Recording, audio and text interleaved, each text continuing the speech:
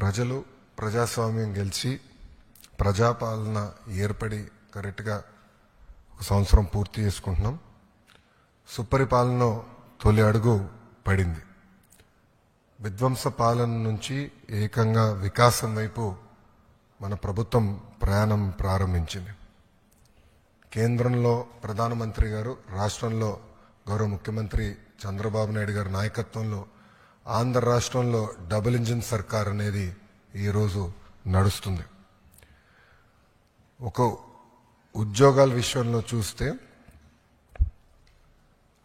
Mega DSC ఏర్పాటు చేసి ఏకంగా 16,347 పోస్టులు ఈరోజు ప్రజాప్రభుత్వం భర్తీ చేస్తుంది.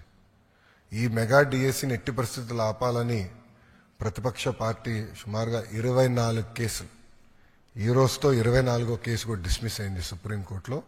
24 కేసులు వేశారు. అయినా అవన్నీ తట్టుకుని డిఎస్సి ప్రక్రియ మేము పూర్తి చేస్తున్నాం.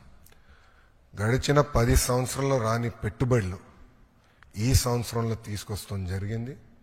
9.5 లక్షల కోట్ల పెట్టుబడి, తద్వారా 8.5 లక్షల మందికి ఉద్యోగాలు కల్పించడానికి మేము ఒప్పందాలు కుదుర్చుకున్నాం. అనేక దశల్లో ఆ ఇన్వెస్ట్మెంట్స్ ఉన్నాయి. డొమెస్టిక్ ఇన్వెస్ట్మెంట్స్లో చూస్తే ఈరోజు భారతదేశంలోనే ఆంధ్ర రాష్ట్రం నంబర్ 1 ఉంది. 16% డొమెస్టిక్ ఇన్వెస్ట్మెంట్స్లో ఆంధ్ర రాష్ట్రానికి వస్తుంది జరిగింది. దాంట్లో భాగంగా TCS, LG, NTPC green, ఆసిలర్ Mittal, BPCL, Reliance, renew power లాంటి సంస్థలు ఈరోజు ఆంధ్ర రాష్ట్రంలో పెట్టుబడులు పెట్టడానికి ముందుకు వచ్చినాయి.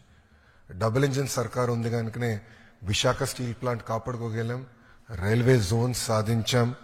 అంతేకాకుండా భోగాపురం ఎయిర్పోర్ట్ పనులు కూడా వేగవంతంగా ఈరోజు జరుగుతున్నాయి. మీరు చూస్తే